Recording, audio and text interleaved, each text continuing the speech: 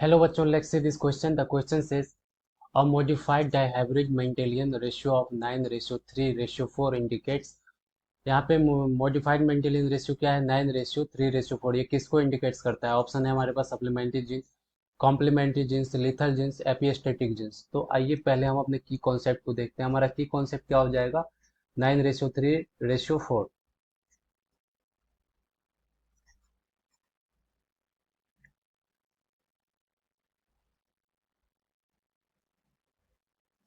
ये क्या है? मॉडिफाइड मेंटेलियन रेशियो है। नॉर्मल मेंटेलियन रेशियो क्या होता है?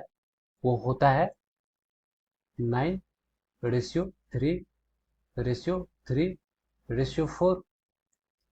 तो आइए हम एक एक करके सारे ऑप्शन को चेक करते हैं। फर्स्ट ऑप्शन है हमारा सप्लीमेंट्री जिन।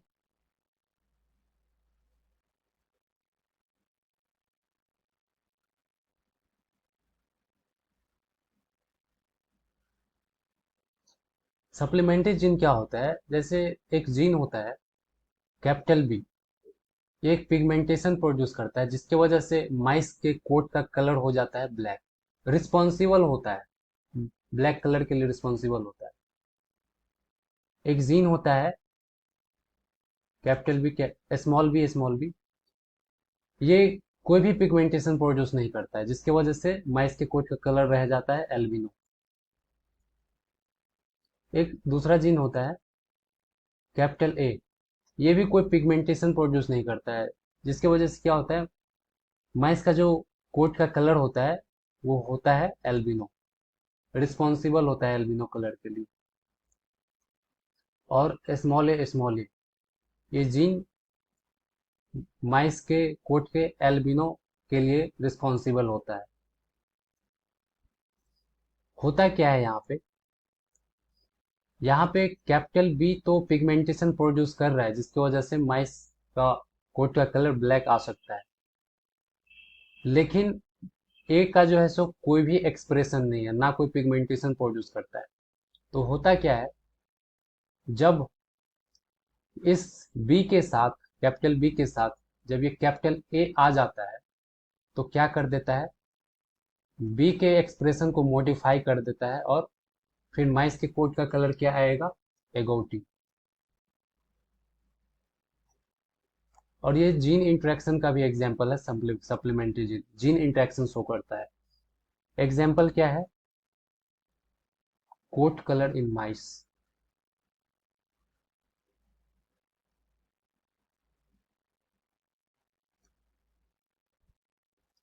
और सप्लीमेंट्री जीन का जो डायहाइब्रिड रेशियो होता है वो होता है 9:3:4। आइए हम अपने दूसरे एग्जाम्पल को चेक करें। हमारा दूसरा एग्जाम्पल है कॉम्प्लीमेंट्री जीन।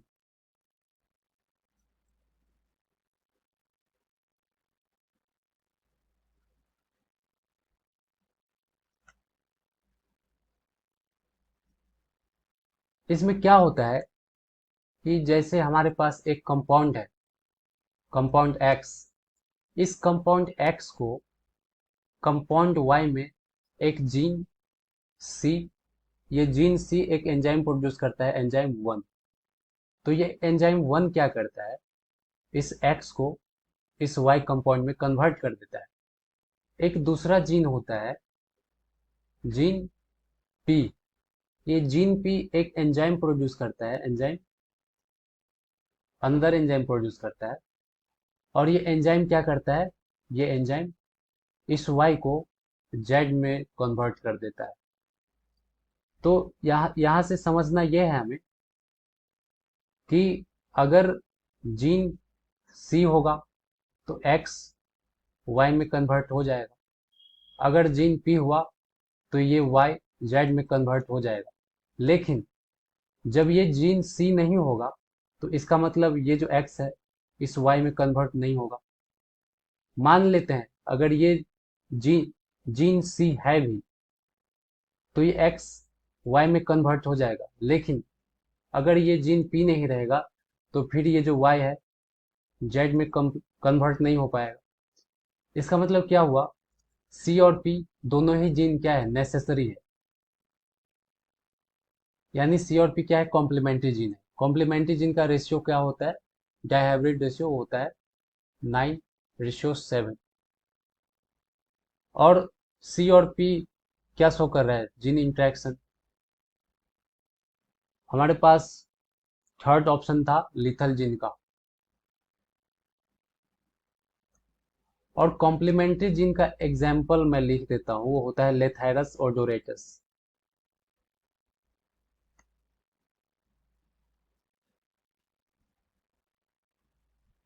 लेथायरस ओडोरेटस। अब मैं थर्ड ऑप्शन को चेक करूंगा। थर्ड ऑप्शन है हमारा लिथल जीन।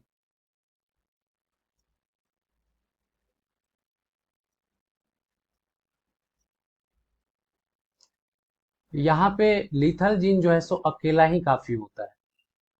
हमने सप्लीमेंट्री और कॉम्प्लीमेंट्री जीन में क्या देखा कि यहाँ पे दो जीन के बीच इंटरेक्शन हो रहा है। कॉम्प्लीमेंट्री जीन में भी देखा कि यहाँ दो जीन के बीच इंटरेक्शन हो रहा है। बट लिथल जीन के केस में ऐसा नहीं होता है। अगर कैपिटल बी लिथल जीन है तो वो अकेले ही लिथैलिटी के लिए रिस्पॉन्सिबल होगा। इसको दूसरे किसी जीन का सपोर्ट नहीं चाहिए। तो लिथल जीन का अगर मोनोहाइब्रिड रेशियो का मैं बात करूँ तो इसका मोनोहाइब्रिड रेशियो होता है 3:1। हमारा लास्ट ऑप्शन था एपिस्टेटिक जीन। तो आइए देखते हैं कि एपिस्टेटिक जीन क्या होता है।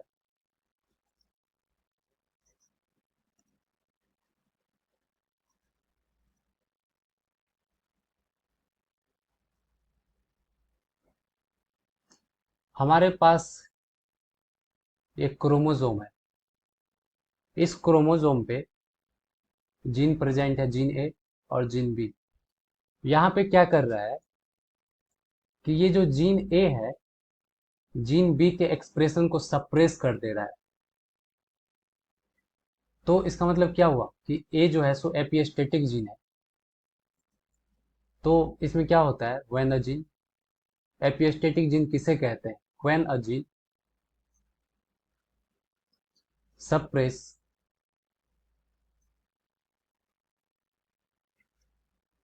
expression of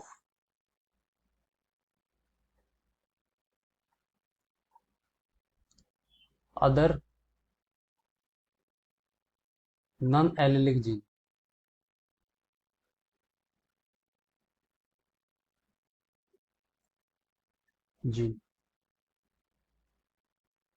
इसको क्या कहते हैं, एपिस्टेटिक जीन। और एपिस्टेटिक जीन का जो डायहाइब्रिड रेशियो होता है वो होता है 13:3। तो यहाँ पे हमारा आंसर कौन हो जाए, क्या हो जाएगा, यहाँ पे हमारा आंसर हो जाएगा सप्लीमेंट्री जीन। क्योंकि सप्लीमेंट्री जीन का रेशियो आ रहा है 9:3:4। तो ये हो जाएगा हमारा आंसर। ऑप्शन बी नहीं होगा, ऑप्शन सी नहीं होगा, ऑप्शन डी नहीं होगा। So the final answer is option A. I hope you understood it well. Best of luck.